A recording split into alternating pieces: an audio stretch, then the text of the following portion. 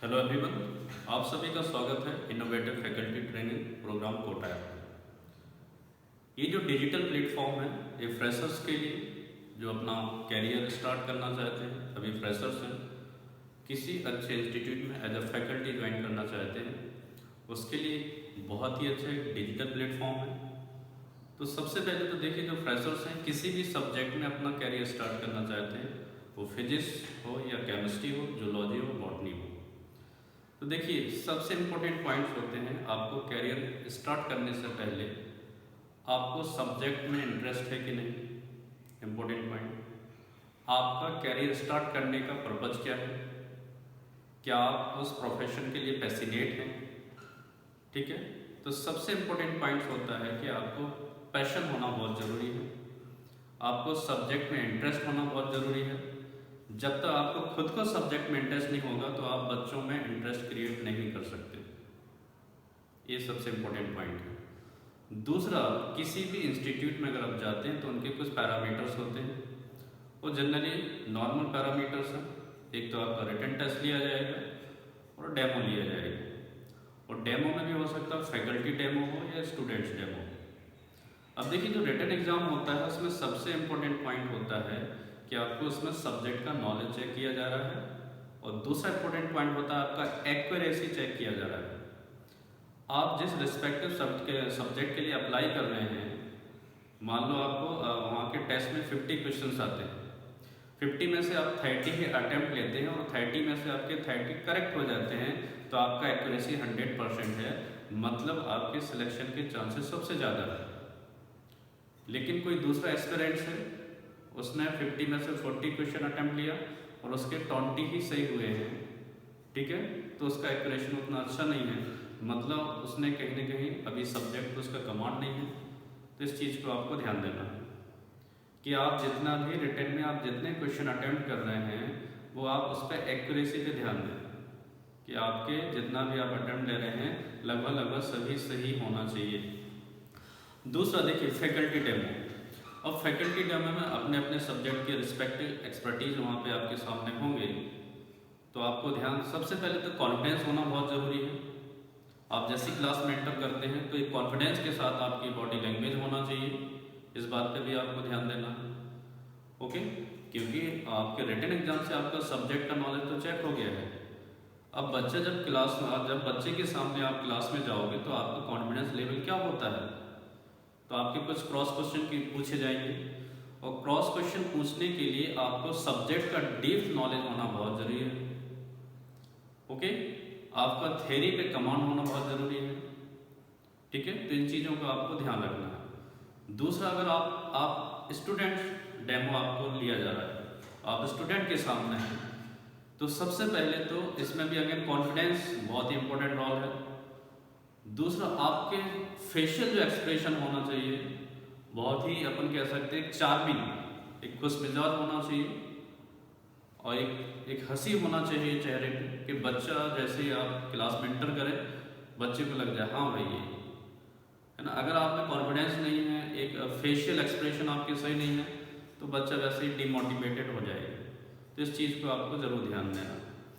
अब मैं सब्जेक्ट की कुछ बात करता हूँ। देखिए, बायोलॉजी एक ऐसा सब्जेक्ट है, कई लोग बोलते हैं रटने वाला सब्जेक्ट है, रटने वाला सब्जेक्ट बिल्कुल नहीं है, इस समझने वाला सब्जेक्ट है।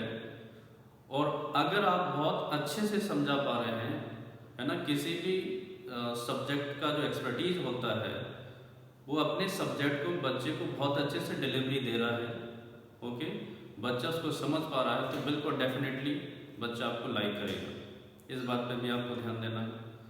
तो आपको सब्जेक्ट का डेप्थ नॉलेज होना भी बहुत ज़रूरी है। तो मैंने कहा इसमें देखिए, बायोलॉजी में क्या होता है, कुछ टर्मिनोलॉजी होता है, और बायोलॉजी का जो टर्मिनोलॉजी है अगर वो आपने सीख लिया तो बायोलॉजी बहुत ही आसान होने वाला है, ठीक है। जैसे मैं कुछ टर्म आपको बात करता हूँ, जैसे मैंने कहा यहाँ पे लिखा फिजियोलॉजी, फिजियोलॉजी, फिर लिखा एनाटॉमी। अब इंपॉर्टेंट ये ब्रांच है, देखिए फिजियोलॉजी का मतलब होता है it is the working of an organ. कोई भी ऑर्गन कैसे काम करता है, दिस इज द फिजियोलॉजी। मतलब मेरा दिमाग कैसे काम करता है, मेरा ब्रेन कैसे काम करता है, दिस इज द फिजियोलॉजी। और आपकी जूलॉजी में जो ह्यूमन फिजियोलॉजी है उससे ऑलमोस्ट 10 to 15 क्वेश्चन हर एक साल आते हैं नीट में, ठीक है। तो फिजियोलॉजी का मतलब होगा it is the working of an organ, it may be the brain, it may be the heart, it may be the kidney. And anatomy का मतलब होगा इट इज द स्ट्रक्चर या internal structure of an organ. इसमें मैंने बोला brain कैसे काम करता है, this is the brain physiology. Brain का इंटरनल स्ट्रक्चर कैसा है, this is the anatomy. Okay, इस चीज पे आपको ध्यान देना है। फिर और कुछ टर्म बोलता हूं मैं, जैसे मैंने लिखा ऑफियो, कहीं पर भी लिखा हो ऑफियो और सरपेंटो। Officio सरपेंटो, officio related with snake, सांप से रिलेटेड है, सरपेंटो आल्सो रिलेटेड विद स्नेक। तो जैसे मैंने लिखा, पूरा कंप्लीट किया इसको, दिस इज द ऑफियोलॉजी। अभी मैंने बोला ऑफियो का मतलब द स्नेक, लॉजी मतलब स्टडी, तो ऑफियोलॉजी क्या हो गया, the study of the snake. Okay, फिर और कुछ टर्म बोलता हूं, जैसे कहीं लिखा होता है जेनेसिस या lysis, suppose that this is the genesis. Okay, genesis का मतलब होता है सिंथेसिस। ओके, और लिसिस का मतलब होता है लाइसिस या लिसिस, लिसिस का मतलब होता है break down.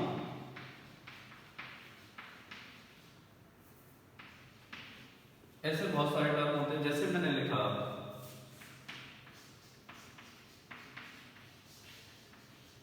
Glycogenesis. Okay, glycogenesis